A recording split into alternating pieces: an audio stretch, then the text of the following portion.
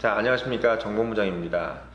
자, 어저께 10월 24일 정부의 가계부채 종합대책이 발표됐습니다. 뭐 여러분도 잘 아시겠지만 이제 저희 대한민국 가계부채가 벌써 1,400조를 육박하고 있습니다. 아직 넘진 않았나 봅니다. 그래서 과연 뭐 이 부채가 뭐 어떤 의미인지, 그리고 뭐 사실 요즘 뭐 이런 말도 많이 있더라고요. 빛의 경제학 이런 의미도 있는데, 그만큼 뭐 예전엔 빚이라는 것이 아주 나쁜 것, 뭐 근대에 들어와서 그런 인식이 좀 있었죠. 뭐 어떻게 보면 빚이라는 것은 이 형 안 지고 사는 거, 뭐 스크루지 같이. 근데 요즘은 워낙 빚이라는 것이 많이 돼 있고, 뭐 특히 어떻게 보면 요즘은 뭐 저도 이제 금융업에 종사했지만 빚이라는 것은 적정하게 설정하는 것이 자산을 유지하는 데 있어서 상당히 유용하다라고 저도 이제 뭐 고객들이라든지 또는 여러 뭐 지인들한테 얘기한 적이 있습니다. 다만 지금 저희 대한민국 상황에서 가장 좀 유의해서 보고 있는, 그러니까 경제 당국이 유의해서 보고 있는 부분이 가계부채가 1,400조 좀 많다라고 이제 저기 얼마 전 IMF에서도 1,300조일 때 IMF에서 이제 경고가 들어왔었습니다. 대한민국이 경제 규모가 상당히 크긴 하지만 가계부채가 지금 상당히 크다. 그래서 경고를 한 바가 있는데, 뭐 제가 봐도 조금 걱정인 부분이 뭐냐면 저희 나라가 지금 사실 고도 성장 국면이 아니라 어떻게 보면 양극화, 뭐 돈 많이 버는 사람들은 많이 벌겠지만 다수의 분들이 사실은 소득이 그다지 오르지 않았다. 어떻게 보면 뭐 조 팀장님께서도 아시겠지만, 뭐 느낌이 오시겠지만 10년 전, 20년 전 급여가 지금 뭐가 똑같다 이런 얘기도 있던데, 뭐 실제 어떻게 느껴지세요? 실제 비슷하죠. 저희 어머니가 받았던 급여를 제가 이제 회사를 알아볼 때 한 50%의 회사 이상은 그 정도를 줬던 것 같아요. 그러니까 어떻게 보면 지금 20년 전 급여하고 지금 급여가 별 차이가 없는데 그 사이에 자산은 엄청나게 비싸진 거죠. 그죠. 모든 것들은 다 올랐는데 이제 월급은 오르지 않았다는 거죠. 대기업을 제외하면. 뭐 대기업에 계신 분들도 그렇게 얘기합니다. 뭐 집꼬리만큼 올랐다고 이렇게 얘기를 하는데, 결국은 뭐 제가 지금 방금 지적한 것대로 소득이 어느 정도 받쳐줘야 그 소득으로 부채를 상환을 하고, 그리고 또 적정 규모의 자산의 균형을 맞출 수 있는데, 이제 그런 부분 없이 부채만 상당하게 지금 가파르게 오르고 있다. 이 부분 때문에 지금 아마 이 문제가 불거졌던 것이고, 그 정부에서도 이렇게 가다가는 경제에 큰 어려움에 봉착하겠다라는 생각에 아주 결단을 내린 것 같습니다. 뭐 내용을 잠깐 제가 좀 말씀을 드리면, 물론 뭐 여러분들께서 여러 가지 포털이라든지 또는 뭐 언론사, 신문사를 통해서 자세한 내용을 들을 수 있으시겠지만, 제가 간략하게 좀 말씀을 좀 드리겠습니다. 일단 이번에 그 기획재정부 차관보께서 말씀하신 대로 정부의 정책 목적은 분명하다. 집값 차익을 누린 다주택자가 아닌 실수요자로 소위 얘기해서 실수요자면 집을 사라. 뭐 이런 개념으로 이제 진행이 됐다고 합니다. 그래서 은행 대출을 받아서 집을 사는 부분에 있어서 실수요자만 대출을 통해서 집을 사고, 다주택자는 전방위로 돈줄을 재겠다. 이렇게 이제 좀 논평을 했고, 뭐 특정적인 부분을 좀 말씀을 드리면, 지난번 대책이 이제 집값 과열이 두드러진 곳을 투기적으로 묶어 주택담보 인정 비율 LTV라고 하죠. 그 다음에 총부채 상환 비율 DTI를 강화하는 방식으로 투기 수요를 억제하는 데 초점을 맞췄다면, 뭐 이번에는 이제 12사 가계부채 대책은 다주택자의 투자 목적 대출을 원천 봉쇄하는 것으로 이제 모든 빚을 억제하는 대책으로 간다. 뭐 이런 어떤 좀 뭐 일반적인 방향으로 좀 특징이 지어져 있습니다. 뭐 지금 DTI나 뭐 DSR 뭐 등등의 이제 얘기들이 지금 뭐 DSR이라는 것은 총체적 상환 능력 비율, 그 DTI는 방금 말씀드렸던 총부채 상환 비율 뭐 이런 식으로 여러 가지 인덱스를 좀 둔 다음에 이제 가이드라인이죠. 그 부채 가이드라인을 둔 다음에 이제 어떻게 보면 이제 대출을 옥죄겠다 뭐 이런 이제 개념입니다.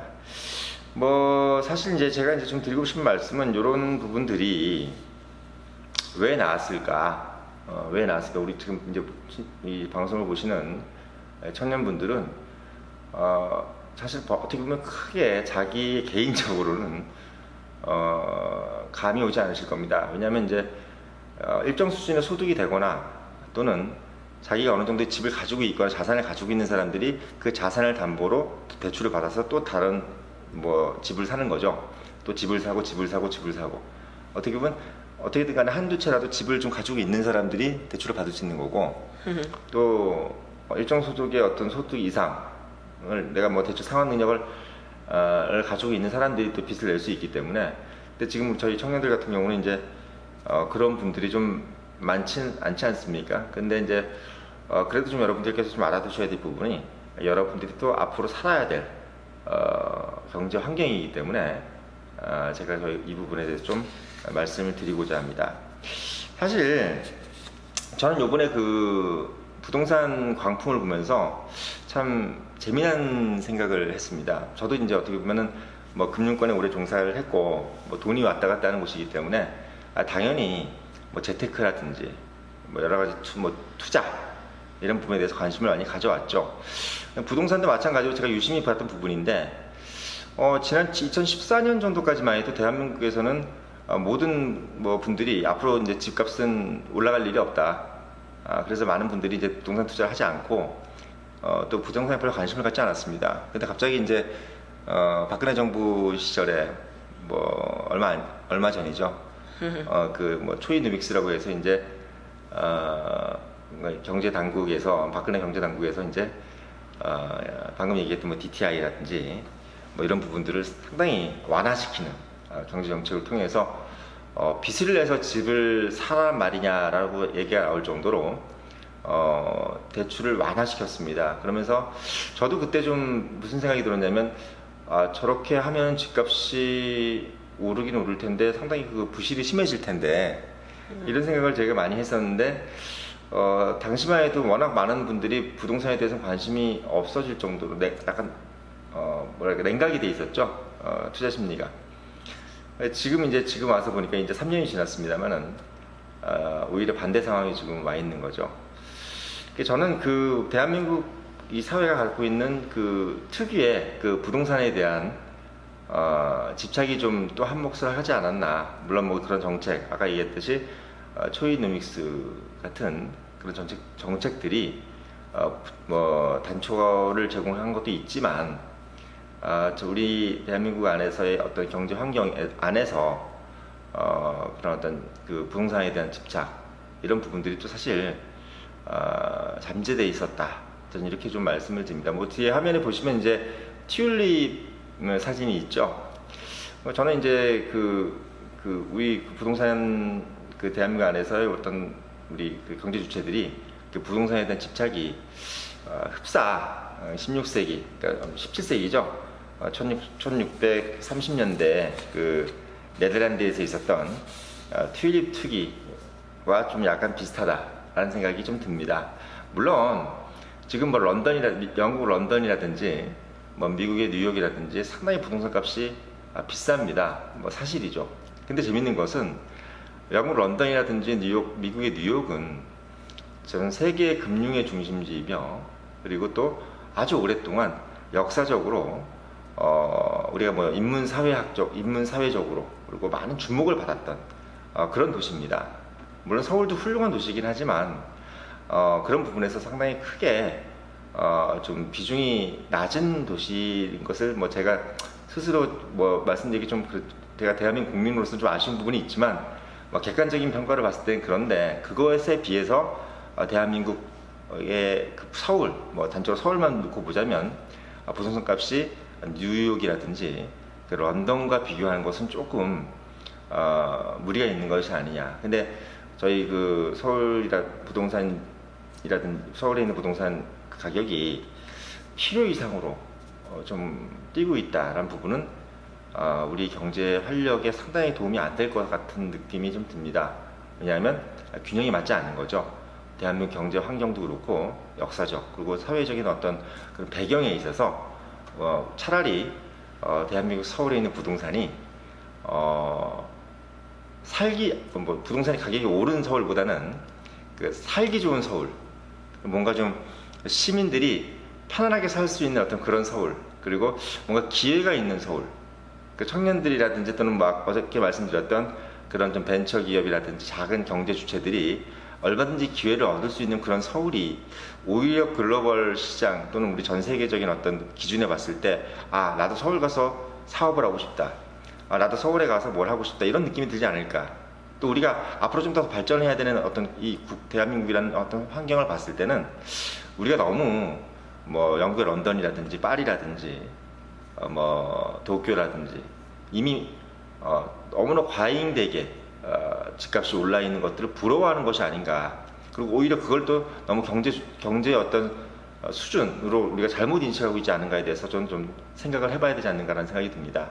그래서 오히려 대한민국 서울의 경쟁력은 집값이 높고 물가가 비싸다가 아니라 또 많은 부자가 살고 있는 곳이 아니라 앞으로 부자가 될 사람, 그리고 앞으로 기회를 얻고 싶은 사람이 가고 싶은 도시, 그러면서 모든 인프라라든지 여러 가지 문화 환경, 사회 환경들이 겸비되어 있는 도시, 저는 이런 방향으로 가는 것이 바람직하지 않겠나라는 생각이 듭니다.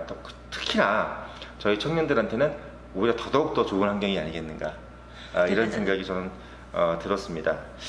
사실 뭐 그 튤립 파동에 대해서 잠깐 아까 말씀을 꺼냈으니까 제가 좀 말씀을 드리면 그 특징이 좀 있어요. 요번에 서울 지금까지 우리나라 서울에 있었던 강남, 특히 이런 부동산 투기 관련돼서 얘기가 좀 비슷한 것 같아가지고 제가 몇 글자를 좀 요약을 해봤는데, 일단 그 튤립 투기의 특징을 이렇게 요약을 합니다. 16세기, 그러니까 17세기죠. 1630년대 이제 튤립 투기, 네덜란드.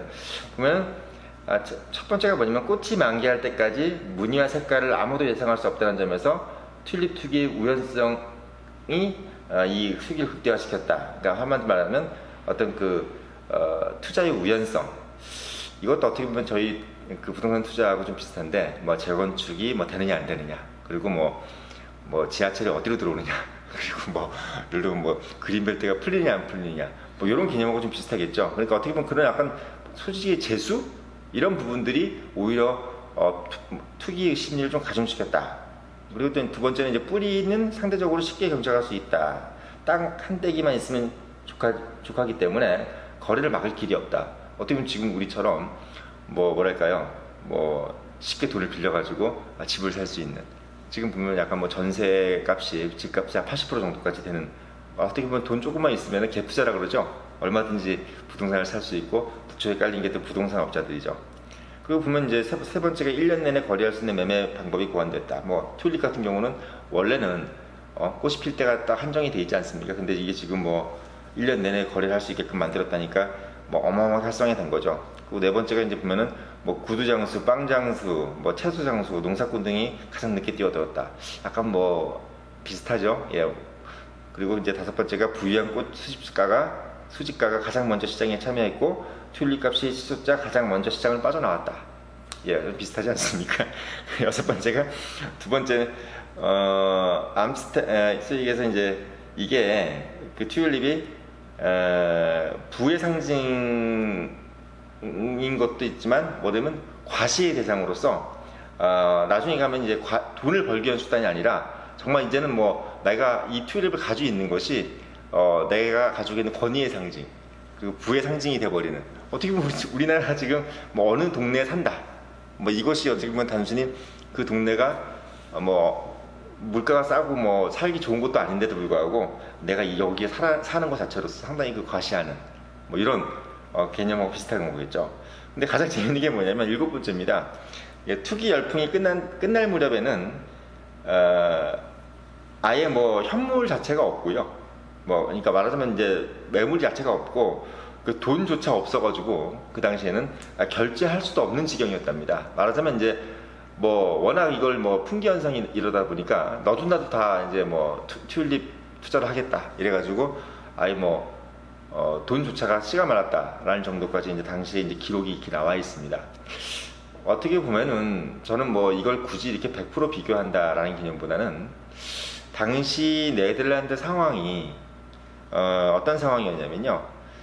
당시 17세기의 네덜란드가 뭐 이렇게 얘기해서 말씀드린 이렇게 나와 있더라고요. 아담 스미스가 아니라 에라스무스의 그 우신예찬 쪽을 보면은 그 금빵을 먹고 그 다이아몬드 똥을 싸는 나라의 사람이다라고 할 정도로 그 어마어마한 경제 신공을 가진 나라가 이제 네덜란드였답니다.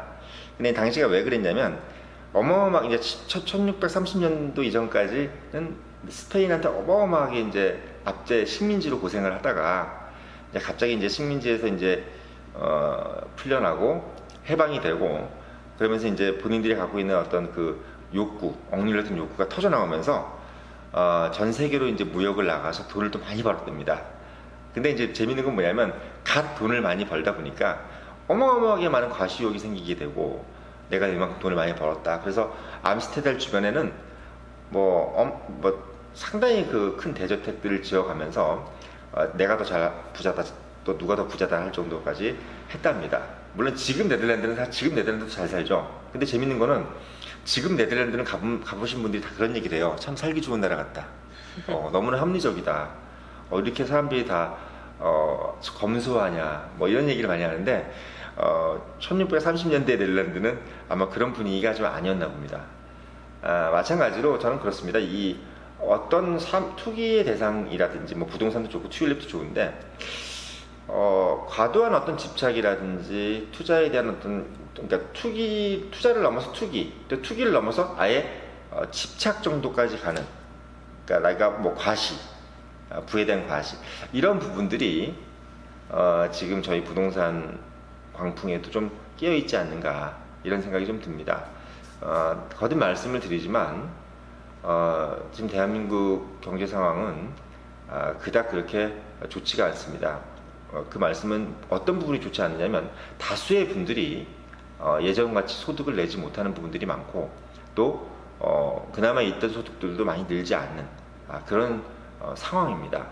그러니까 극소수의 분들은 뭐 많은 돈을 벌고 있다고 하지만 대한민국은 같이 사는 사회죠. 전 국민이 같이 잘 살 수는 없겠지만 전 국민이 같이 납득할 수 있는 사회는 되어야 된다고 생각합니다. 내가 열심히 하지 않았기 때문에 돈을 벌 수 없다. 이런 부분들은 충분히 이해가 되는 거죠. 다만 열심히 할 수도 없는 사회, 그거 해봐야 필요 없는 사회, 그리고 일부에 있는 사람들만 부를 독차지할 수 있고 또 그 부를 투자할 수 있고 그 부에 투자할 수 있는 사회라면은 아마 제가 봤을 때는 저희 사회가 과연 전 세계적으로 우리 사회 참 좋은 나라, 우리나라 참 좋은 나라야 라고 얘기할 수가 있는 사람이 과연 몇 명이나 될 수 있을지 아마 극소의 사람들은 그러겠죠. 극소수의 사람들은 참 대한민국 좋은 나라다. 돈만 있으면 뭐든지 다 할 수 있다. 뭐 이런 얘기가 나오는 나라라고 얘기를 어디 가서 할 수 있겠지만 이런 어떤 우리나라 청년들이 우리나라 너무 좋다라고 얘기할 수 있는 나라가 되려면 저는 뭐 투자도 좋고 사실 경제적으로 뭐 자유로운 투자는 얼마든지 할 수 있겠죠. 하지만 좀 더 과열되어 있는 투기 이것이 너무 만연한 그리고 어떤 특정한 사물에 대한 집착이 너무 횡행한 그런 부분들은 우리 사회가 좀 균형 잡힌 사회로 가는 과정에서 좀 지양돼야 될 부분이 아닌가라는 생각이 들어서 오늘 제가 가계 정부의 12사죠 어저께죠 가계부채 대책이란 얘기에 관련해서 오늘 제가 이런 부분에 대해서 논평을 좀 드립니다. 자, 어떻게 생각하십니까? 네. 흥미로워요. 항상 있어왔던 문제인데 이게 과연 어떤 식으로 해결이 되어 나갈지 기대되고 궁금하고 원하네요. 네, 오늘은 여기서 마치겠습니다.